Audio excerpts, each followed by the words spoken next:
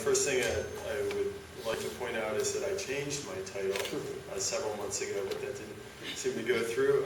So now, Unsung Melodies, Voice Crossing in Western Georgian Chants. First of all, I'd like to thank everyone here at the Theological Institute and at ISOCM for inviting me and the Georgian participants this year. And it's a pleasure to be among such distinguished scholars and guests. In thinking about this year's conference topic of unity and difference in Orthodox chant, I chose to discuss this concept in the form of a theory paper. Several studies have shown that the polyphonic chant of the Georgian Orthodox Church is organized around modal melodies, sung in the highest voice part, which serve as the primary referent for the performance of the lower two harmonizing voices.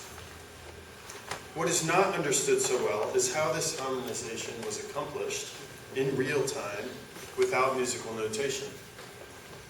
This becomes particularly perplexing when the reference melody veers from its known course or simply disappears altogether.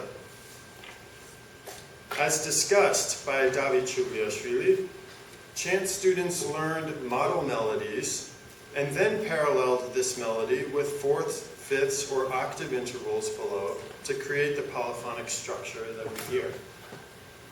This was known as study voicing and was only considered the first pedagogical stage in a student's chant education.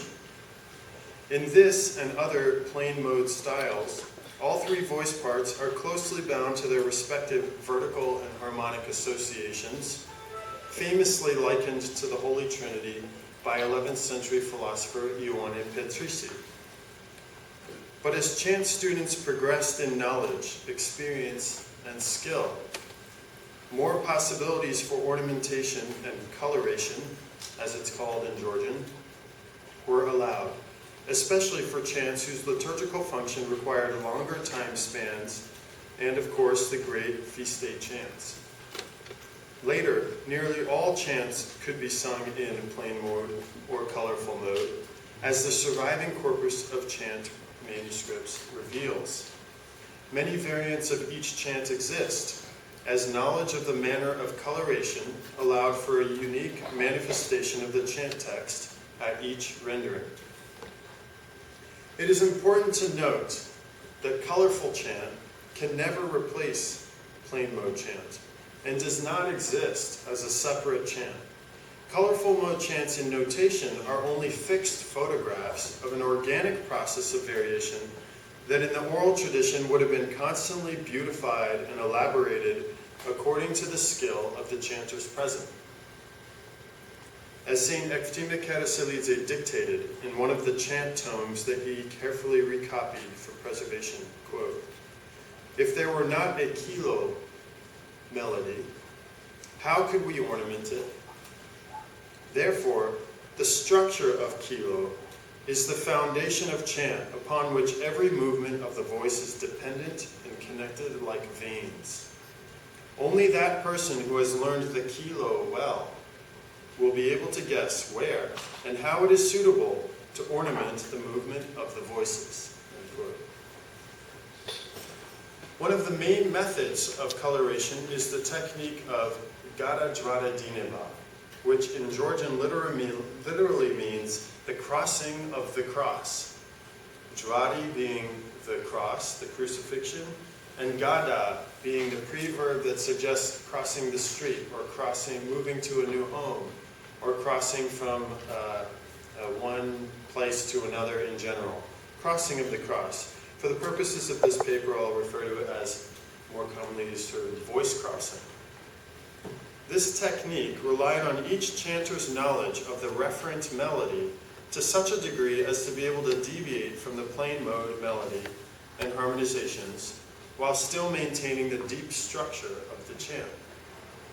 As one practitioner has described, quote, "Ornamenting chanters especially had to understand where they were going.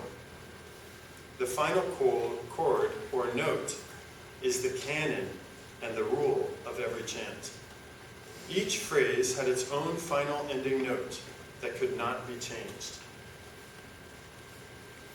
When the top voice part sings the canonical melody, they are more strictly bound to that melody than when they take advantage of the ornamentation technique of voice crossing. In the process of descending into the fabric of the polyphonic sound tapestry, the first voice is only constrained by the count of beats necessary to reach the defined cadential chord, as the last quote was discussing. During voice crossing, harmonization is much looser and yields surprising results. In such a way, the first voice may play with the harmony, only re-emerging into the canonical structure in the final cadential chords of any particular phrase.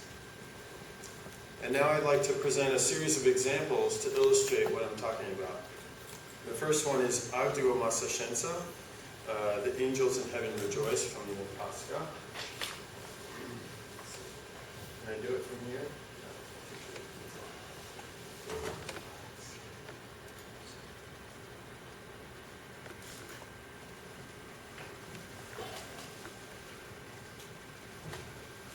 Okay. This is a comparison of 3 versions of the same chant. So in the first top 3 lines, you see the same text. The top line is the plain mode.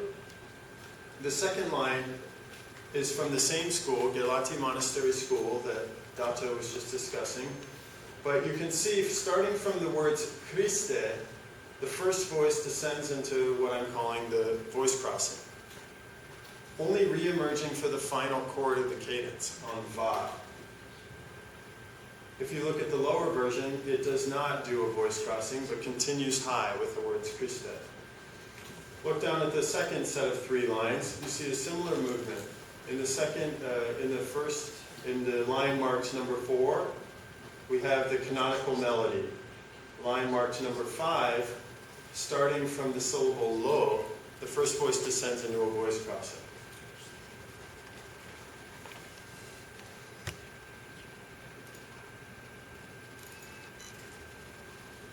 Here's the continuation of that chant. And now you can see that both lines 8 and 9, the colorful 2 versions of this chant, have voice crossings in the second half of the line. And in the final line, again, we have the voice crossings from di, de, ba.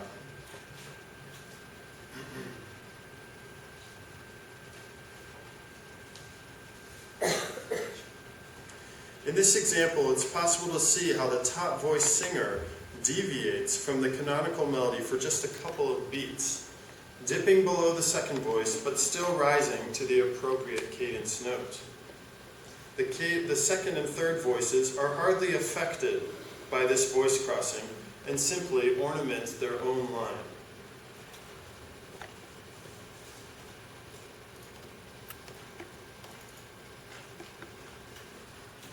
Here's 3 voices in simple plain mode.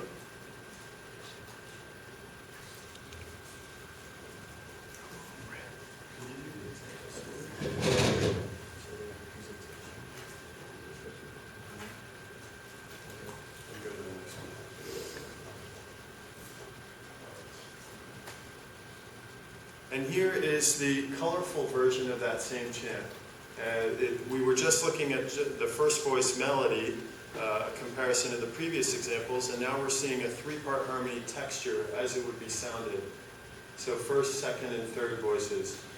Again, drawing your attention to the first voice, we can see that starting from the word Christe in the first measure, we have a voice crossing. In that moment, the second voice responds by doing an ornament, basically moving around the note that they would formally have in any case. They don't do anything special other than just the ornamenting of the particular note they were on. We can see this voice crossing in the second half of each phrase in this chant. In the next example, Jvarsa Shensa, which is the chant, "To your cross we bow, Lord." The length and manner of the voice crossing is more radical. How must the second and third voices respond to this prolonged divergence from the referent melody? So here we're looking at the canonical melody, and I will ask our singers to join me. Eka and Nato. But before we sing this simple mode, let's look at the next example. This is the colorful mode of this chant. And it was the first chant we sang in the concert on Monday. So looking at this example, starting from the syllable va, tak, va, nis, we have a somewhat more radical voice crossing where the entire second half of the phrase is in a voice crossing.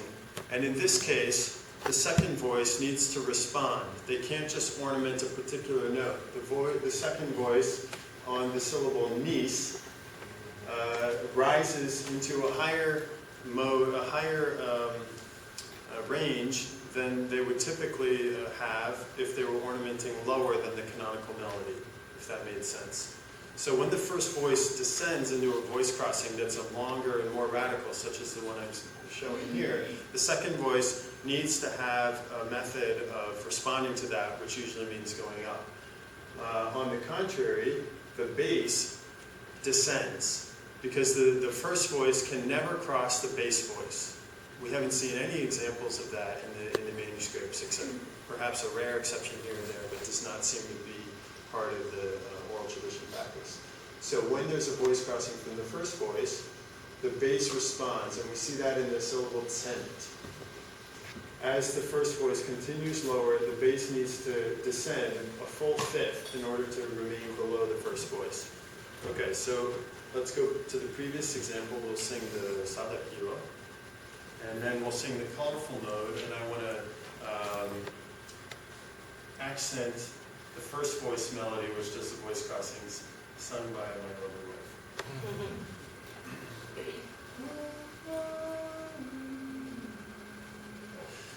Jvarsa, Shensa,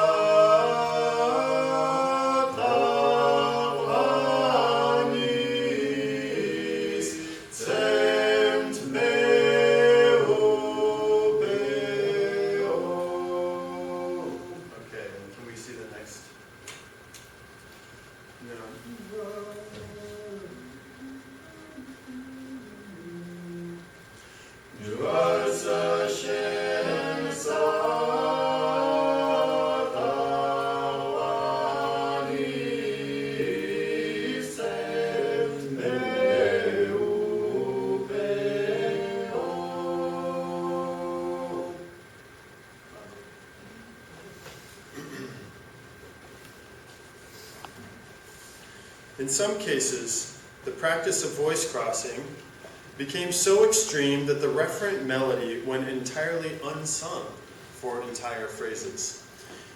It is in some cases almost entirely absent.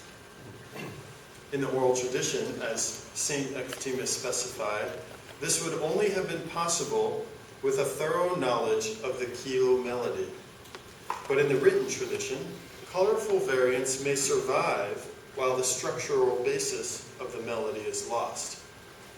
St. Ectima, in the beginning of the 19th century, anticipated this danger while copying out the rough transcriptions in the good copy, and often made little note heads above the voice crossing ornamentation in order to make the reference melody even clearer. Here's one such example from one of the manuscripts that he wrote.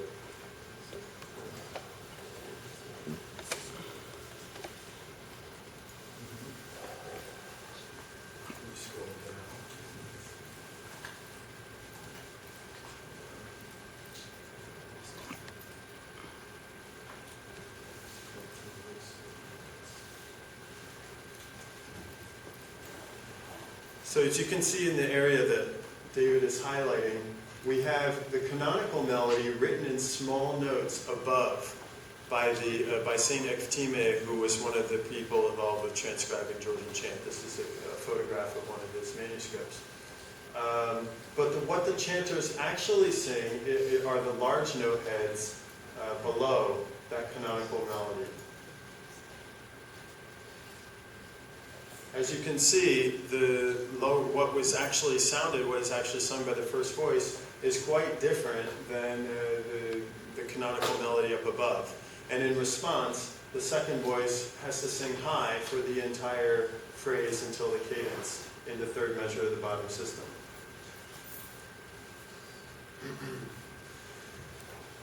As a final example in my presentation, I would like to ask the singers to come and we'll sing such a variant so that you can hear how it would sound in practice. This example is Movedit Vsvat, which is Come Let Us Drink the 30 Moors of Pascha. First in the plain mode variant, we'll sing it in order to get acquainted with the melody. And second in the highly ornamented variant, which will be familiar only in the text and the cadence structure.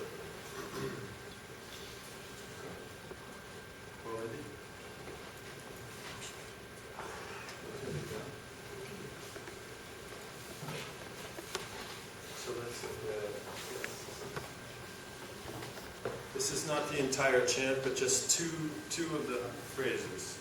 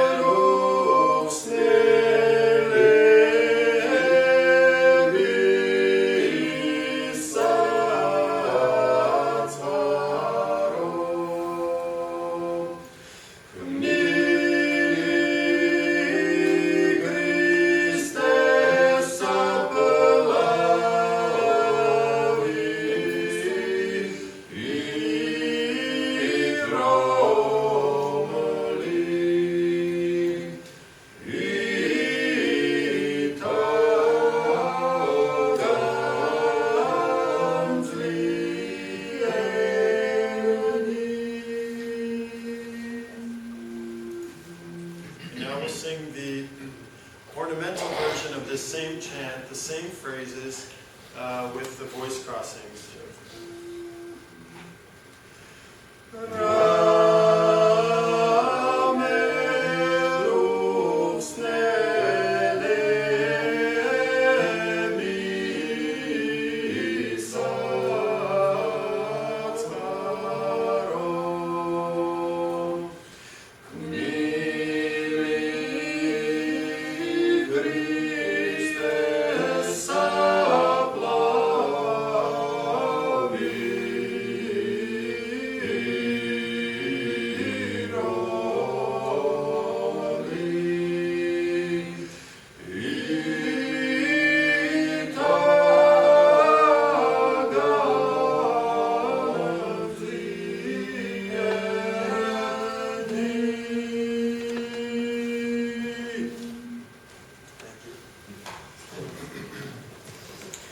While these entirely inverted phrases are not so common, the practice of voice crossing appears to have been widespread in Western Georgia, with hundreds of examples in the manuscript collection.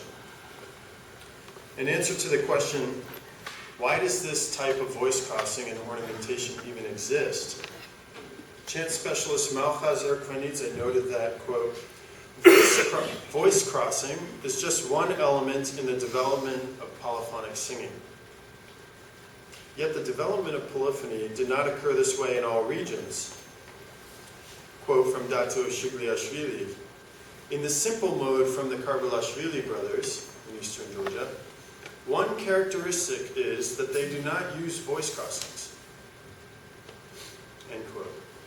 Indeed, it seems that only Western Georgian chant developed the technique of voice crossing. Referent further explains this as a musical preference. Quote, in Kakheti, singers and chanters were mainly focused on the development of the horizontal melody, while in the West, singers equally prioritized the vertical aspects of musical development. End quote. Truly, voice crossing requires both a deep intuition about the nature of the melodic line, as seen in the reactive second voice meanderings during moments of voice crossing, as well as a thorough understanding of the harmonic development of each impending phrasal cadence. Without this dual horizontal and vertical thinking, the Western Georgian chanter could not hope to maintain the polyphonic structure of the chant. Thank you.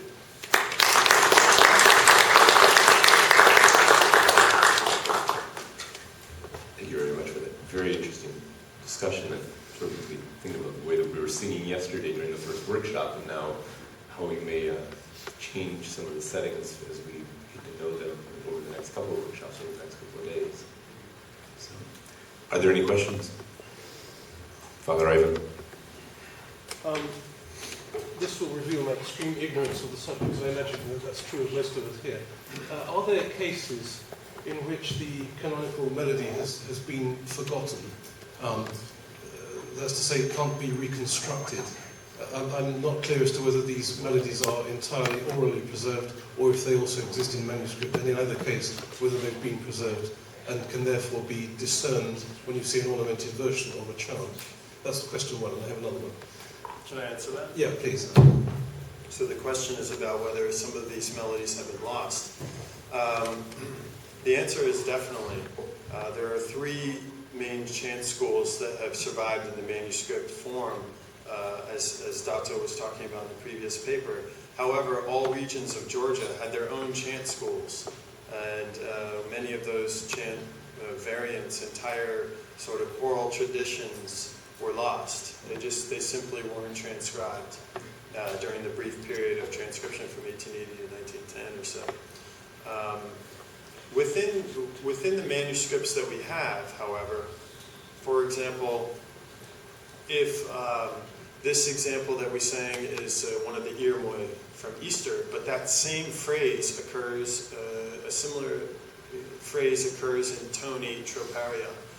And there are many chants in Toni Troparia. So for example, some chants might have that lower variant in the first voice, but we know from other chants that are written in the plain mode what the canonical melody would have been. So if we had lost the number of manuscripts and only the colorful mode was preserved, then it would be difficult to reconstruct the melody. However, we have multiple variants of the same chants, and in the case of the Octaophos, we have many, many chants in tone 8 or tone 6 or what have you, so we can compare the melodies between them. Does that answer the question? Yes, I think so. But are there melodies that have actually been completely lost, that you really do only know from an ornamented, colourful version? Or would you be able to recover them by looking at another area of Georgia? There has been work done like that, actually. There's the choir that Dato is involved with is also publishing the chant books that come out for regular service worship. And the most recent volume of that, volume 5, attempts to reconstruct a number of liturgy chants from Western Georgia that do not survive, either in audio recordings or in the manuscript tradition. So we've only just arrived at that stage where it's possible to reconstruct chants. And the method is to compare to the other schools. Right. Because, as Dato was saying, the first voice melody, this canonical melody, is consistent between all schools in Georgia. That was what was fixed. What's variable are the second and third voice harmonizations. Right. So the Shemokmedi school in Western Georgia were lacking a lot of chants. Only about 200 survived, and there would have been thousands. But from the Gelati Monastery, we do have thousands. We have 5,000 or so. So from Gelati Monastery, we can take those melodies and we just use the same melody, and we set the harmonies according to the Shemokmedi school. So that's the type of work that's being done now. Okay, that's clear, thanks. And the second question, it's probably a question you're asked very often. I have great difficulty in understanding if there is a hierarchy of dissonance in this kind of harmonization.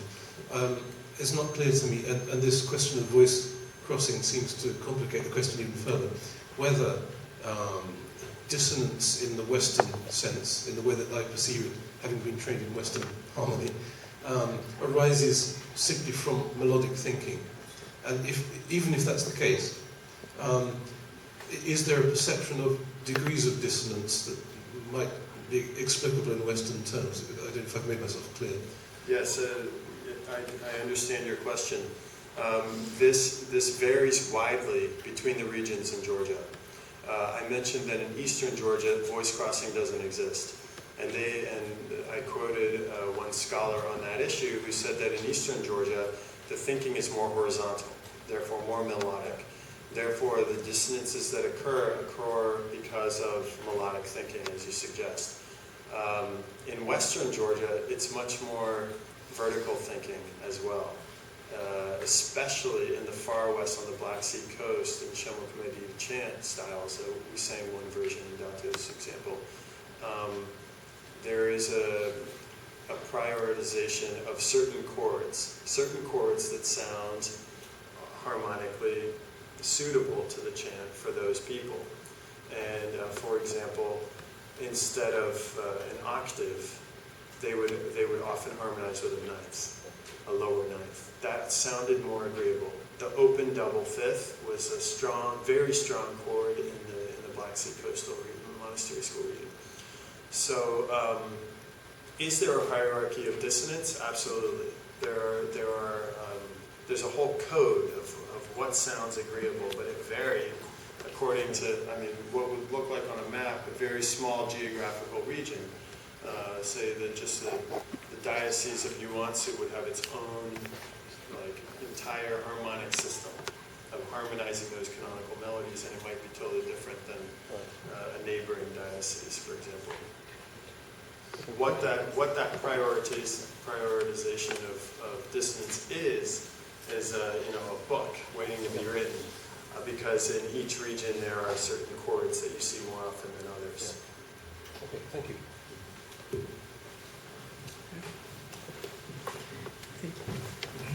Thank you.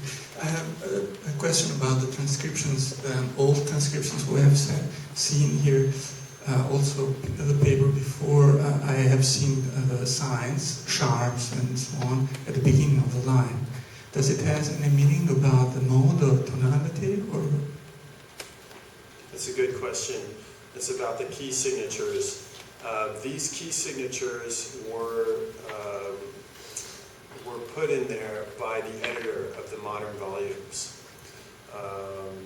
In the manuscripts, which I'm studying, often there are no sharps or flats. However, there is certainly a modal thinking. There's certainly a tonality that is correct and other tonalities that are incorrect. So, but the fact that there are no sharps or flats, I think, has more to do with the transcribers not really understanding the tuning system of the informants. The Georgian master chanters were singing in their own tuning system, which, as I was describing in the workshop yesterday, lacked half steps, which is a primary indicator of what key we're singing in temperate scale. So, however, there has been some very good work done on that topic in Georgia. Dr. Jvarsa, for example, has edited a book that transcribes all of the audio recordings from 1966, In those audio recordings, we can hear modulation. Modulation suggests modality. It is not a modality that's based on what we have in the West. It's not. You can't describe it as a Mixolydian or a Phrygian modality because it doesn't have the appropriate half-step placements. But within the Georgian tuning system, they were in one mode and they modulated to another, usually by a whole tone. They either modulate up a whole tone or down a whole tone, and the second voice, first or second voice, will signal that modulation by changing one of the degrees of the scale slightly, very slightly. I can barely hear the modulation, but you know it's there because suddenly you're in a new tonal space. And I should say that type of modulation is exactly parallel in the folk traditions. In the folk music from all these regions, we have the characteristic modulations that occur in the chant from each of the regions. Yes, thank you. Very interesting. I have two questions. First one is, I know the voice crossing was very clear and apparent because you as a tenor singing high and your wife as a mezzo singing low really brought that out. But were the ensemble, say, two tenors on top, or were you to record both voices, would that voice crossing be as apparent, or is it as apparent in, say, all-male ensemble? Great question. I think it has to do with timbre. Traditionally, the choirs in church would be single gender, would be all men or all women. I don't think that this was some sort of canon of the church. I think the music dictates that. It's close harmony. So timbrely, it suits, this is my opinion, but also the opinion of many Georgian scholars.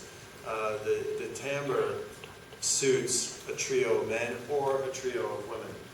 Nowadays we have several mixed choirs. There's no problem with that. We can sing mixed. But it means that the women is singing low and the men are singing high. Does the timbre change when two tenors are singing the upper voice parts? Absolutely. Especially because of what Dato was describing as the style of singing. It's not, the Georgian chant is not a chant of blend. It's not, you're not particularly trying to blend. Your individual voice is welcomed. So a typical choir has first voice, second voice, and 3 or 4 or 5 basses. And those basses double. They can easily sing first or second. So the first or second voices trade in and out. For example, in church, I sing bass on all the chants except for about 3. Whenever my choir director says, do you want to sing second voice on this chant? I say yes, and I sing second there. But the rest of there are 4 people willing to sing second voice, so we trade. When I'm singing second voice, my timbre changes, and during the voice crossings, the timbre of my voice will rise above the first voice and shift. So for someone listening, especially in an oral tradition where they couldn't see notation, you definitely have that timbre shift, and it usually happens right before the cadences, which in any case are this very dense, close harmony coming into a unison. So it really has an effect of being kind of a mystery. The master chanters in Georgia had kind of what I suspect is parallel to one of the European guilds of master craftsmen. It was a trade that you were initiated into, and then it was your profession for life. And the ways to do these voice crossings in oral tradition was it took years of practice. And for the lay person, it would have been very mysterious in a way. That's my interpretation. Thank you. The second question is, you mentioned that this is just a snapshot. My question is, does this mean that the development is now arrested since it has been notated, people will always sing it like that, or could we take another snapshot in another 100 years and we'd have something different that has developed over 100 years, or now are we frozen because of this notation? That's a great question. It's something that I'm concerned about because, for example, I sing in a church in Tbilisi where there are 2 young men's choirs. They study in the chant school where the best chant teachers teach. Dato teaches there. And even our young choirs, we sing from notation, and we don't sing variants. Hardly. In folk music, you still have it. People always sing variants, and they'll always appreciate each other's improvisatory directions. But in chant right now, people are still a little scared to do something that they don't really understand quite well. The oral tradition was lost. Basically. We have it in notation, and they're trying to rebuild it at this chant school. There's only about 10 students per year, and those students learn chant by ear, and they learn variation technique, which was the foundation of chant. So if a young chanter can learn just the canonical melody and then learn the theory of how to harmonize it with this type of voice crossings, then they're not limited to notation. But so far, I don't see many people that can do that very well. So these, basically in answer to your question, these transcriptions are kind of fixed photographs. And we can do tiny little elaborations here or there, but there's very few people capable of, say, taking a simple mode chant and rendering it in that colorful mode variant that we sang second.